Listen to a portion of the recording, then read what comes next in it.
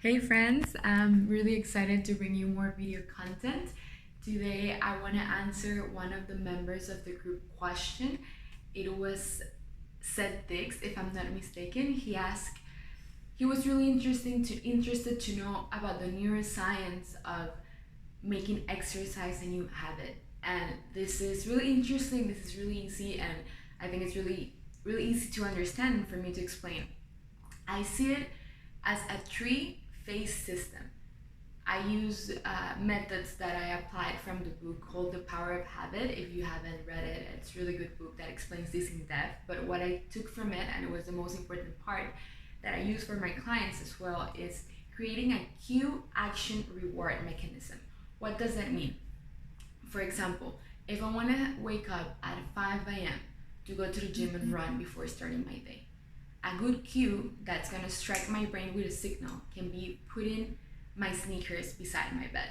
So I know that the moment, also I can put my shirt and my gym pants or whatever, and I know that the moment I wake up and I put on my gym clothes and I tie my shoes or my sneakers, that's the cue. I'm ready to go to the gym. My action could be running in the treadmill for 30 minutes, doing some jumping jacks, doing abs, whichever exercise you want to do for the day, or it depends on your routine. And my reward would be the dopamine rush, the serotonin rush, feeling good, feeling energized when I take that hot or cold shower in the morning and I know that I accomplished my workout. So you see, it's like a wheel of a positive feedback loop. Why? Because it creates connections in the brain which tells me that the moment I put on my shoes, I know that 1 hour later I'm gonna feel the reward, which is the dopamine, the serotonin, the feeling of confidence and accomplishment. And over time, doing that over and over, you're gonna see more results in your body. So you're gonna keep doing it. It's about creating positive feedback loops.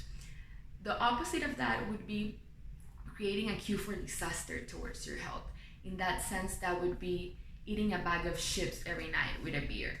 And you know that it's a lot of carbs and you know a beer will bring you a belly, so you do that every night, and your cue would be your favorite TV show. So you put on your favorite TV show and you're like, okay, that's my cue. The action would be eating the bag of chips with the cold beer. And the result, that wouldn't be a reward in that big, well, probably you would feel like you did something that you enjoyed, but it's instant gratification. So the result will be your instant gratification of the food you ate, but in the long run, you're gonna get fat and you're gonna see your body and you're gonna like it. And that would be a negative feedback loop. Because you'll see the show, you're like, oh my God, where are my bag of chips and my beer? So how do you create this consistency and create this neuroscience, use neuroscience to create these neural pathways in the brain in your favor?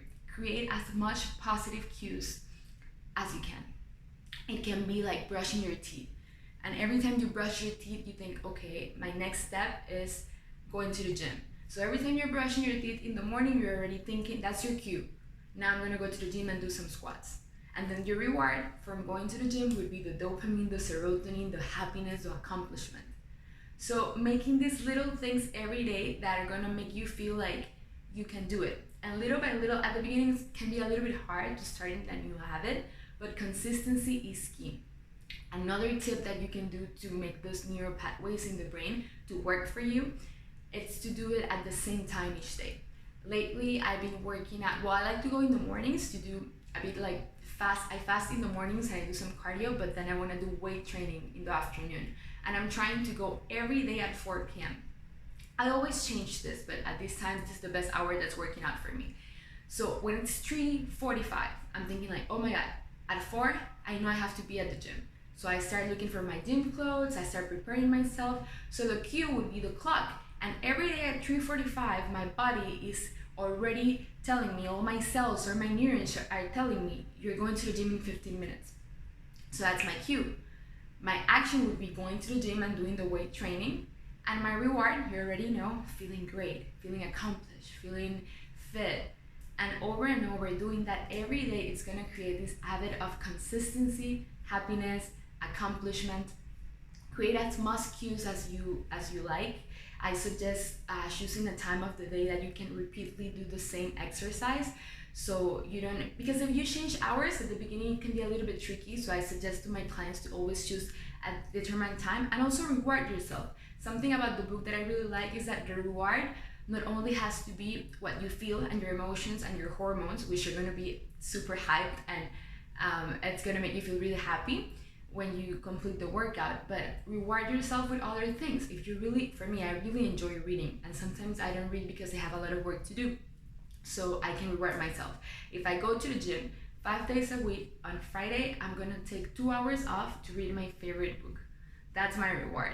If for you your reward could be going to a movie, or taking your wife or girlfriend to dinner, or whatever makes you feel happy that you don't normally do, make it. It's like, okay, if I complete my 5-day workout routine at 4 p.m.